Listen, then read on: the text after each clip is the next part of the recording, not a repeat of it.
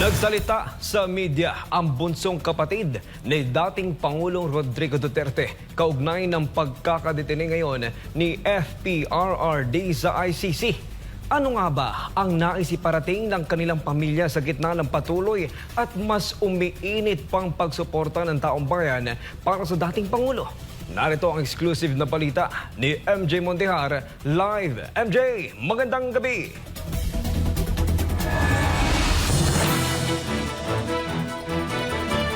Kyle, mayong gabi, igikan diri sa Dakbayan sa Davao, tuloy-tuloy ang pangapaghahanda para sa birthday celebration ni former President Rodrigo Duterte, maging ang kanyang mga kamag-anak, may sarili rin na mga preparasyon. Presidente ng kapatid. Bihira lamang magpaunlak ng panayam ang mga kapatid ni dating Pangulo Rodrigo Duterte. Ngunit sa gitna ng patuloy at matinding suporta ng milyong-milyong Pilipino mula sa loob at labas ng bansa, minabuti ng isang kapamilya niya na ipahayag ang kanilang damdamin. Sa eksklusibong panayam ng SMNI News, ipinahayag ng bunsong kapatid ni FPRRD ang kanilang taos-pusong pasasalamat sa nagkakaisang panawagan ng sambayanan. Isang patunay na hindi kumukupas ang tiwala at pagmamahal ng mga Pilipino sa dating Pangulo. I am one with the people around the world calling for the call for bringing him home. It would be a nice birthday gift for him to be home with his family. Sa darating na Marso 28, ipagdiriwang ni FPRRD ang kanyang ika-80 taong kaarawan at ayon sa kanyang bunsong kapatid, kailanman na hindi naging mahilig si Duterte sa magarbong pagdiriwang. Mas pinipili niyang ipagdiwang ang kanyang kaarawan ng simple at pribado, kasama lamang ang kanyang pamilya at malalapit na kaibigan.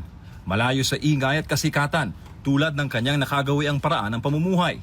PRRD, as far as my memory goes, he likes to spend his birthday privately.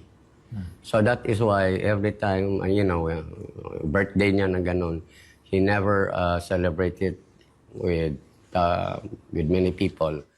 Pero ngayong taon, isang pambihirang selebrasyon ang magaganap sa iba't ibang panig ng mundo. Dito sa Pilipinas, kabi-kabila ang mga aktibidad na inihanda ng mga taga-suporta ni FPRRD.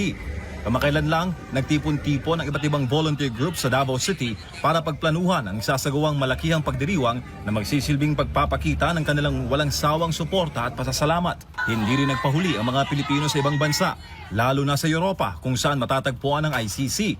May mga nakahandang programa roon para iparating ang kanilang mensahe.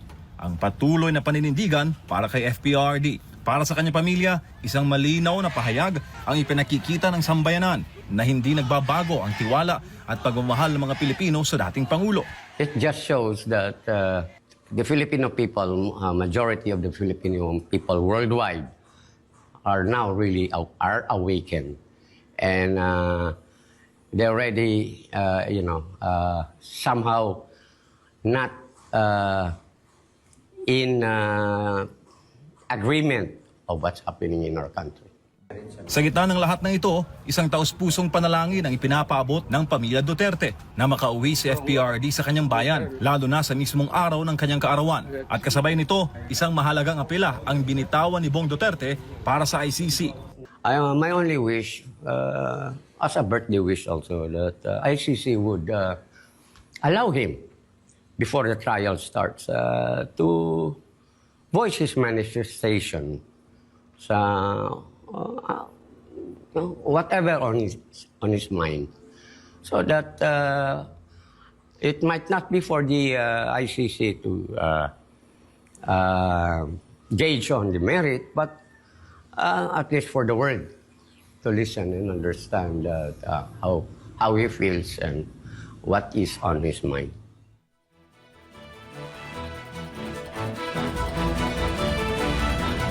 Kyle, 70 years old na si Sir BD o si Sir Bong Duterte. BD siya, kilala siyang BD dito sa Davao City. Natanong namin sila kanina kung ano ang kanilang mga pagkain handa sa birthday celebration ni FPRRD sa March 28. Sabi niya, magluluto lang sila ng paksiw at ng tuyo.